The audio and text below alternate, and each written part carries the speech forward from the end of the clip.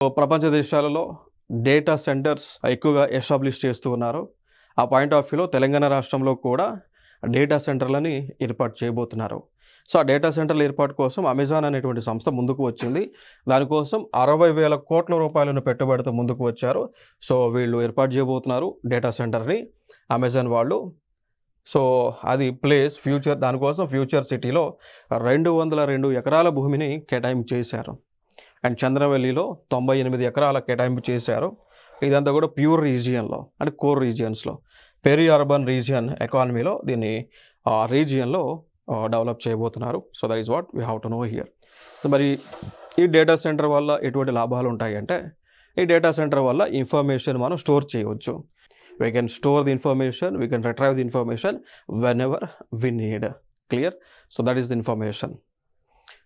ఇంకొక అంశం ఏంటి అంటే, మరి ఈ అమెజాన్ వాళ్ళు ఈ కంపెనీ ఏర్పాటు చేయడానికి ప్రభుత్వం ఏం చేసింది అంటే 125 కోట్ల విలువ చేసేటువంటి ప్రోత్సాహాలను అందించారు. రాయితీలను అమెజాన్ సంస్థకి అందించడం జరిగింది. వాళ్ళు అందుకు ఇండస్ట్రీ పెట్టారు. ఇంకొక తర్వాత ఎజెండా ఏంటి అంటే, ఈ మనకి ఫార్చ్యూన్ 500 కంపెనీస్ ఉంటాయి. ప్రపంచంలో top companies list, fortune 500 companies list ఉంటుంది. సో దానిలో ఉన్నటువంటి కంపెనీలను మనకి ఇక్కడ అంటే మన రాష్ట్రంలోకి పెట్టుబడి వచ్చే విధంగా, ఆకర్షణ చేసే విధంగా కార్యాచరణ చేస్తూ ఉన్నారు.